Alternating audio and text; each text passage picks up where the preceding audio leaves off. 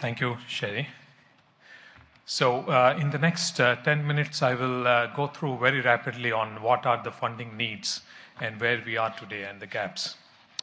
So just quickly on to remind us about the global plan, what it set to achieve and what was the funding need there. For people who are not familiar with this, there was a 90-90-90 target there. This is not the HIV 90-90-90, but this is the TB 90-90-90. So if you look at the slide there on the top left side, that's the 90-90-90. It called for reaching 90% of people who need the treatment, all forms of TB.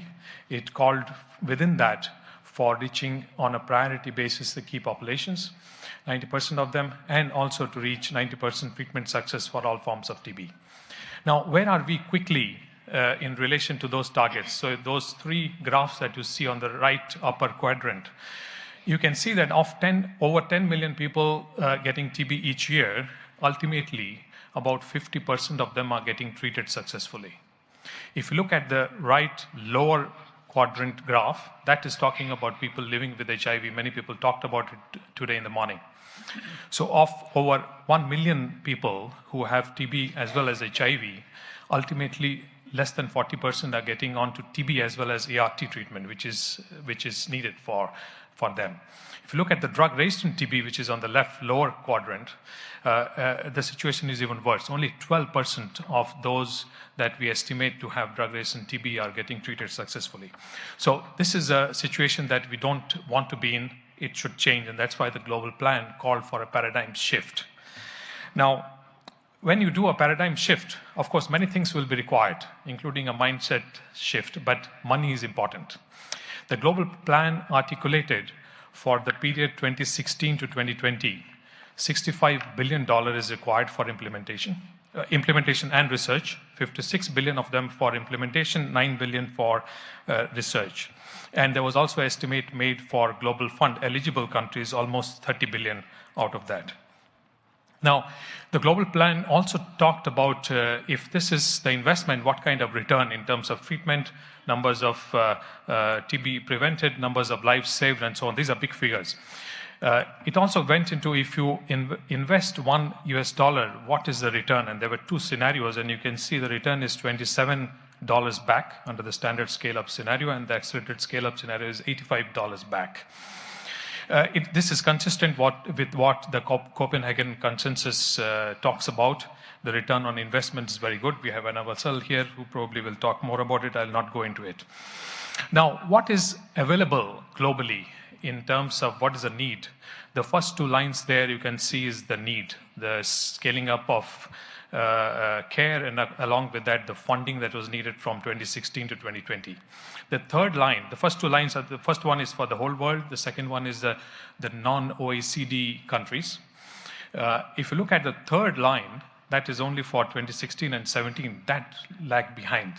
That is much below the top two lines, and also not on the same trajectory and trend. So we are far short of what is needed.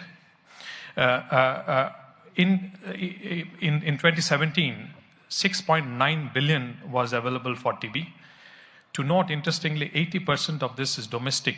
Whatever was available was domestic funding, 20% external. But we must also realize that this is not same throughout the world. If you take the low-income countries, only 13% of the funding is domestic, available funding. The rest, they rely quite a bit on global fund and external funding. If you look at the lower middle-income countries, even there it's about 50%. Now, whatever international funding we have, 80% of that is from the global fund. So global fund obviously is important. The replenishment of global fund is also important. Now, quickly coming to what do we need for research and development? We need something like 2 billion per annum. And if you look at the last report put together by TAG and Stop TB Partnership, we fall far short. It is just about 0.7 billion out of 2 billion, which is met. So now we have new targets. Stakeholders in TB have united and come together with this bold target, which will hopefully be reflected in the political declaration of the UN high-level meeting. This is to treat 40 million people between 2018 to 2022. And of them, 3.5 million will be children, 1.5 million will be drug-resistant TB. So this is the kind of ambition, and once that this is done, no one with TB will be left behind. So this is between 2018 to 2022. Now, we did a quick update of the global planned funding needs up to 2022. And this is what it comes out to. You saw the 3 lines there, but if you look at the gray line there, that's what the funding needs to be scaled up between now and 2022 for us to be able to reach the 40 million people to be put on treatment. So that's a steep increase you can see. So 13 billion average per annum, but it's not the same every year because it will be scaled up, and in the last 2 years it will go beyond, is needed. So currently it is 6 to 7 billion available. So we are calling for a doubling of funding for implementation. For the updated target up to 2022, we will need $65 billion for implementation with an average of 13 billion per annum. And for research and development, an additional 2 billion per annum with a gap of about 1.3 billion currently in the research funding. Now, just to the final slide, where will the money come from?